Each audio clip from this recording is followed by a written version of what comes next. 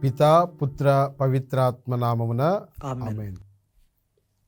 ప్రభువు మీతో ఉందురుగాక. మీ ఆత్మతో ఉండనుగాక. పునీత యోహాను గారు రాసిన పవిత్ర సువిశేషంలోని భాగము. ప్రభువా మీకు మహిమ కలుగునుగాక.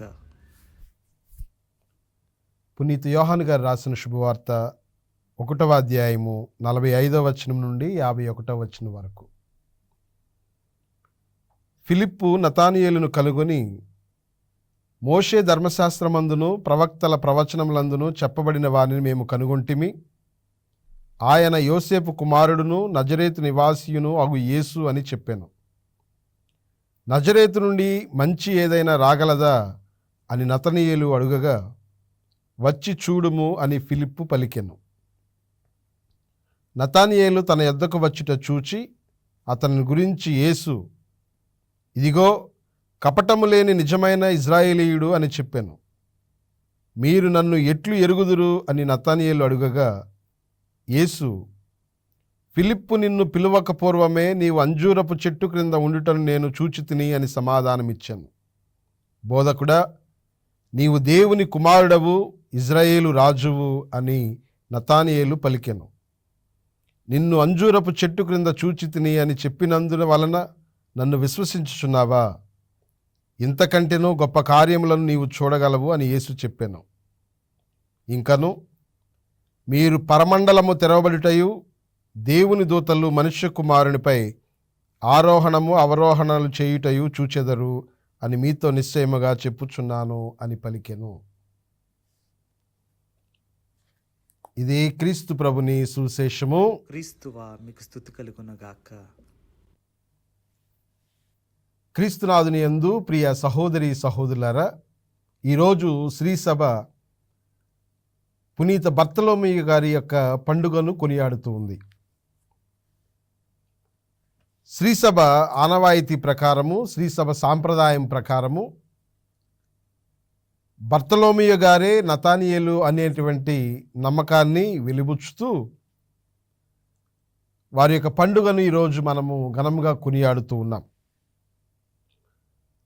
నతానియేలు గలిలయలో ఉన్నటువంటి కానా నివాసి అని మనకి సువిశేషం ద్వారా తెలియపరచబడుతుంది.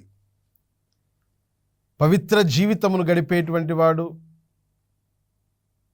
యోధా మతానికి చెందినటువంటి వాడు, కల్మషము లేనటువంటి వాడు, రక్షకుని యొక్క రాక కొరకై నిరంతరప్రాయంగా ప్రార్థనతో జీవిస్తూ ఎదురు చూస్తూ ఉన్నటువంటి వాడు. అదేవిధంగా ఈరోజు మనం సువిశేషంలో ఉన్నట్లు ఫిలిప్పుకు ఆప్తమిత్రుడు, బప్తిస్మ యోహాను గారి యొక్క శిష్యుడు. బర్తలోమేయు అంటే తల్మయి కుమారుడు అని అర్థము. అదేవిధంగా నతానియేలు అంటే దేవుని యొక్క వరము అని అర్థం. నిజాయితీపరుడుగా, కల్మషము లేనటువంటి వాడుగా, ఇజ్రాయేలు విమోచనం కొరకు మెస్సయ్య వస్తారు అని నిరంతరము ప్రార్థన చేసేటువంటి వానిగా మనకు ఆయన జీవితము తెలియజేస్తూ ఉంది. ప్రియ సహోదరి సహోదరులారా, ఫిలిప్పు గారి యొక్క చొరవ మేరకు యేసు ప్రభువుతో పరిచయం ఏర్పడింది. ఆయన యొక్క జీవితంలో ఆయన సువార్త పరిచర్య అర్మేనియా దేశంలో చేశారు అని, అదేవిధంగా భారతదేశానికి కూడా ఆయన వచ్చి సువార్త పరిచర్య చేశారని మనకి చరిత్ర తెలియజేస్తుంది. అందులో ముఖ్యంగా ఆయన భారతదేశంలోనే సువార్త పరిచర్య చేశారు అన్నటువంటి చరిత్ర మనకి బలంగా వినిపిస్తూ ఉంటుంది.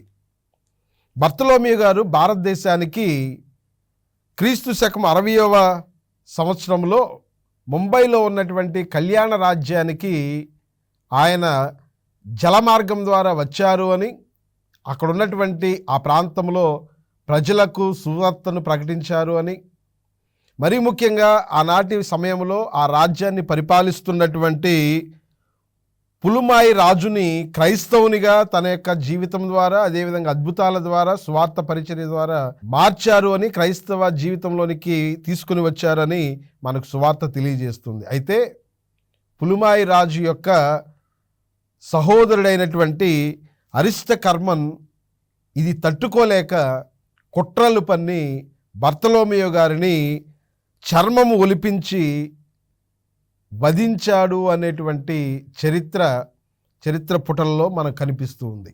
ప్రియ సహోదరి సహోదరులారా, క్రీస్తు శకము 62వ సంవత్సరంలో బర్తలోమీయు గారు సువార్త నిమిత్తమై భారతదేశానికి వచ్చి ఇక్కడ వీరమరణం పొందినట్లుగా, వేదసాక్షి మరణం పొందినట్లుగా చరిత్ర మనకు చాలా స్పష్టంగా తెలియజేస్తూ ఉంది.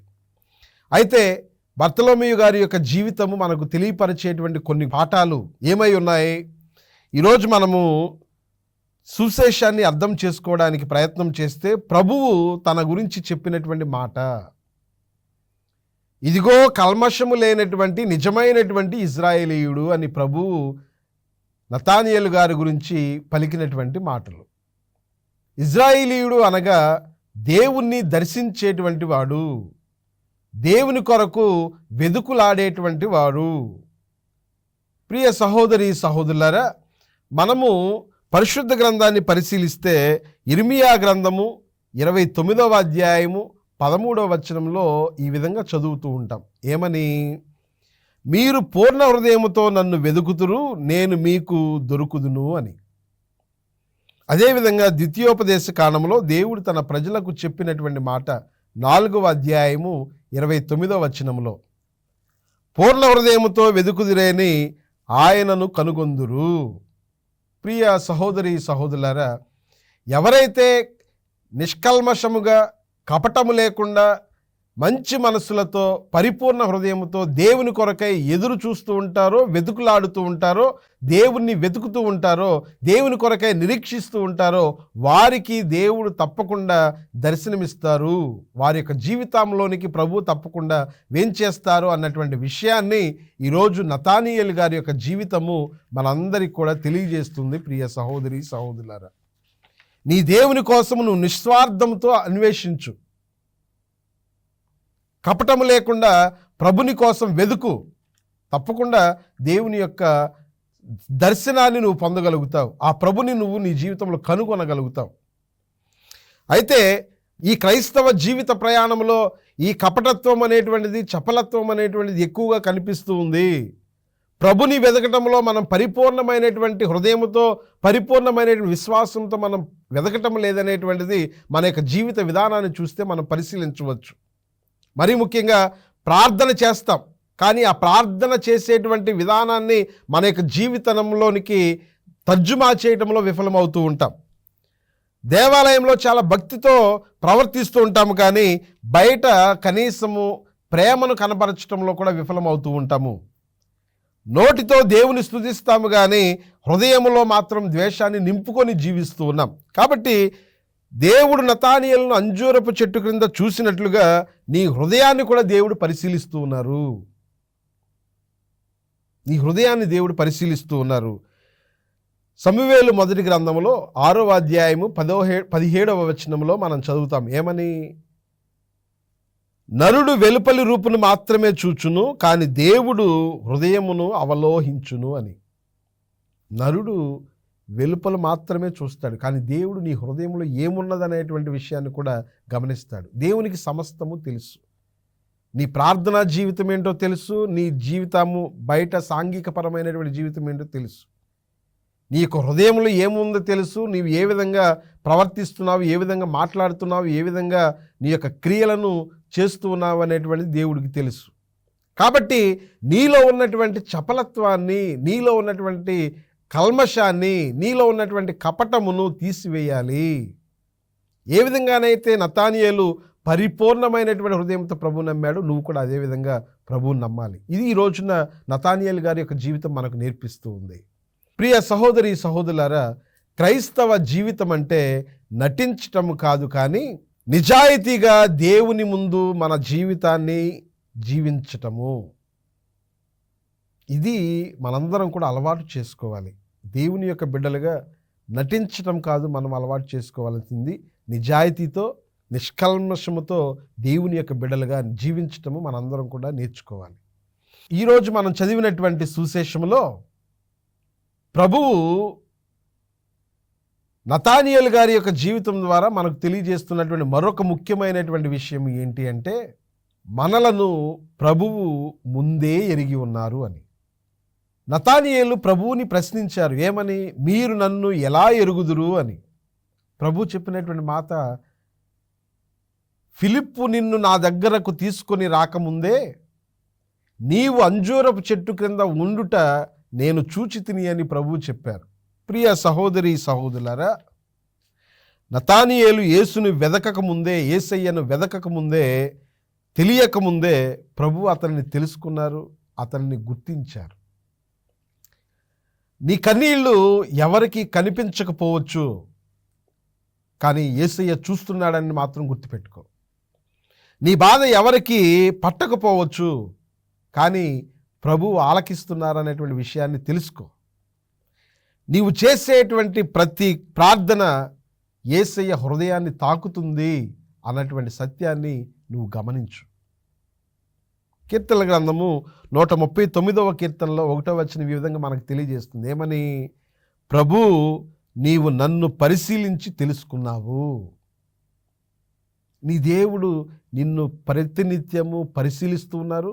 నీ గురించి సమస్తము కూడా ఆయనకు తెలుసు.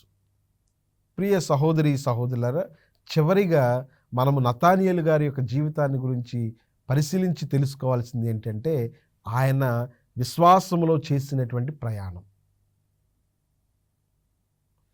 ముందుగా సందేహంతో ఉన్నటువంటి ఆయన ప్రభువుని కలుసుకున్నాడు. ప్రభువుని కలుసుకున్నటువంటి ఆయన యేసు ప్రభువుని గురించి అనుభవపూర్వకంగా తెలుసుకున్నాడు. తన యొక్క విశ్వాసాన్ని బలపరుచుకున్నారు. చివరిగా క్రీస్తు ప్రభు కోసం సాక్షి అయ్యాడు. ఈ విధంగా ప్రతి ఒక్క క్రైస్తవుని యొక్క ప్రయాణం ఉండాలి. ప్రతి ఒక్క క్రైస్తవుని యొక్క జీవితంలో మొట్టమొదటిగా మనము సందేహాలతో ప్రారంభించవచ్చు, కానీ ప్రభువులోకి జ్ఞానస్నానం పొందిన తర్వాత మనము ఆయనను ఎవరో ఏమిటో అని తెలుసుకున్నటువంటి తర్వాత, ఆయన ఎవరో ఏంటో మనం అనుభవపూర్వకంగా మన ప్రార్థనా జీవితం ద్వారా తెలుసుకున్నటువంటి తర్వాత, ప్రియ సహోదరి సహోదరులారా, క్రీస్తు ప్రభువుకు సాక్ష్యం ఇచ్చేటువంటి వ్యక్తులుగా, విశ్వాసులుగా మనందరం కూడా మారాలి. ఏ విధంగానైతే నతానియేలు బర్తలోమీయు గారు చెప్పినట్లుగా, నీవు నిజముగా దేవుని యొక్క కుమారుడు అన్నట్లుగా నీ యొక్క విశ్వాసము బలమైనటువంటి విశ్వాసంగా తయారు కావాలి.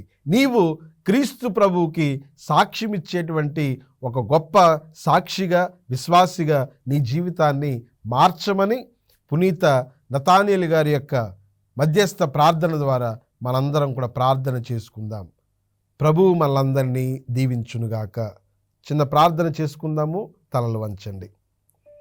కృపాసత్య సంపూర్ణమైన దేవ, నిజమైనటువంటి దేవుడవు నీవు అని నతానియేలు ప్రకటించినటువంటి విధంగా మేమందరం కూడా నీ యొక్క మహిమను తెలుసుకొని నీ యందు పరిపూర్ణమైనటువంటి విశ్వాసంతో జీవిస్తూ నీకు సాక్ష్యం ఇచ్చేటువంటి విశ్వాసులుగా మా యొక్క విశ్వాసమును, మా యొక్క క్రైస్తవ జీవితాన్ని బలపరచి ఆశీర్వదించమని మా ప్రభువైన క్రీస్తు ద్వారా అడిగి వేడుకొనుచున్నాము.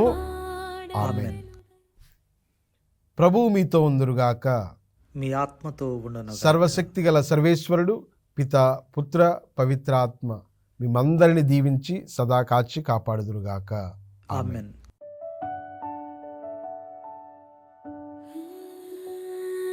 Ah